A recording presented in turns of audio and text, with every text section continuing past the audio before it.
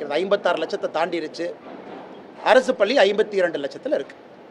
அப்படி இருக்கும் பொழுது சிபிஎஸ்இ பள்ளிகள் 2006 அப்போ பார்த்தீங்கன்னா 200 பள்ளிகளுக்கு குறைவாக இருந்த சிபிஎஸ்இ இன்னைக்கு 2025 2010 பள்ளிகளை தாண்டி இருக்கு. ஸோ சிபிஎஸ்இ பள்ளிகள் ஒரு ஆண்டும் கூட தமிழகத்திலே பெரும் வளர்ச்சி. நிறைய பேர் சிபிஎஸ்இ ஸ்கூல் வேணும்னு கேட்குறாங்க. ஐபியாக இருக்கட்டும், ஐசிஎஸ்சியாக இருக்கட்டும், இதுவும் கூட ஒரு பெரிய வளர்ச்சியை பார்க்குது. அரசு பள்ளியில் படிக்கக்கூடிய மாணவர்களுடைய வளர்ச்சியை விட தனியார் பள்ளிகளுடைய வளர்ச்சியும் தனியார் பள்ளியிலே படிக்கக்கூடிய பிள்ளைகளுடைய வளர்ச்சியும் அதிகமாக இருக்கு. இந்த நேரத்தில் பாரதிய ஜனதா கட்சி கம்பீரமாக ஆணித்தரமாக சொல்லுகின்றோம், தமிழகத்தில் 3 மொழிகளை குழந்தைங்க நம்முடைய பாரத பிரதமர் நரேந்திர மோடி ஐயா புதிய கல்விக் கொள்கையில் சொல்லியிருப்பது போல படிக்கணும். நம்முடைய பாடமொழி தமிழ் மொழியில் இருக்கணும், ஆங்கில மொழி இருக்கணும். ஒரு விருப்ப மொழியாக ஒரே ஒரு பேப்பர், ஒரே ஒரு லாங்குவேஜ் பேப்பர் விருப்ப மொழியாக ஏதாவது ஒரு இந்திய மொழியில் இருக்கணும். அது நம்முடைய திராவிட மொழியாக இருக்கக்கூடிய மலையாளமோ கன்னடமோ தெலுங்கு இந்த மாதிரி இருந்தாலும் சந்தோஷம். ஹிந்தி, சமஸ்கிருதம் ஏதாவது ஒரு மொழி விருப்ப மொழியாக மக்கள் எடுத்து படிக்கணும். ஒரு அரசியல் கட்சி தலைவர்கள் கருத்து சொல்றாங்க. ஏக மனதாக எல்லா அரசியல் கட்சிகளும் ஒரு பக்கம் நிற்கிறாங்க. பாரதிய ஜனதா கட்சி நாம் ஒரு பக்கம் நிற்கிறோம். இதை தான் ஒரு வார காலமாக பார்க்குறேன். நாம் ஒரு அரசியல் கட்சி தலைவர் நடத்தக்கூடிய பள்ளிகளையும் நம்ம சொல்லிக்கிட்டே வர்றோம். எப்படி திராவிட முன்னேற்ற கழகத்தில் நிறைய பள்ளிகள் நடத்துகிறாங்க, ஹிந்தி கட்டாயமாக சொல்லி கொடுக்குறாங்க. இது பல காலமாக பேசுகிறோம். இன்னைக்கு தமிழக வெற்றி கழகத்தினுடைய தலைவராக இருக்கக்கூடிய ஐயா விஜய் அவர்கள் என்ன சிபிஎஸ்இ பள்ளி நடத்துகிறாங்க அப்படின்னு நம்ம பேசணும்.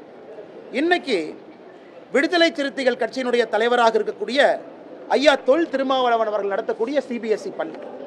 இன்று காலை என்னுடைய முகநூலில் பதிவு செஞ்சிருந்தேன். அண்ணன் திருமாவளவன் அவர்கள் சிபிஎஸ்இ பள்ளி நடத்துகிறாங்க.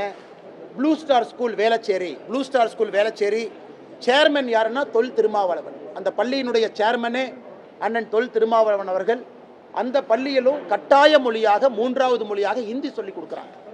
அதனால் பட் இந்த அரசியல் கட்சி தலைவர்கள் பள்ளிக்கூடம் நடத்துகிறாங்க, குழந்தைகளுக்கு அட்மிஷன் போடுறாங்க, சேர்மனாக இருக்கிறாங்க, ஹிந்தி சொல்லி கொடுக்குறாங்க. ஆனால் இதே தலைவர்கள் மேடையில் மைக் எடுத்து பத்திரிகை நண்பர்கள் முன்பு பேசும்போது வேறொரு வாக்கியத்தை பேசுகிறாங்க. இல்லை 2 மொழி தான் படிக்கணும், 3 மொழி படிக்கக்கூடாது. அதனால்தான் தொடர்ந்து பாரதிய ஜனதா கட்சி உறுதியாக கடந்த ஒரு வார காலமாக அரசியல் கட்சி தலைவர்கள் போட்டக்கூடிய இரட்டை வேடத்தை தோலுரித்து பத்திரிகை மூலமாக தமிழக மக்கள்கிட்ட எடுத்து சொல்கிறோம். இது ஒரு பக்கம் ஐயா.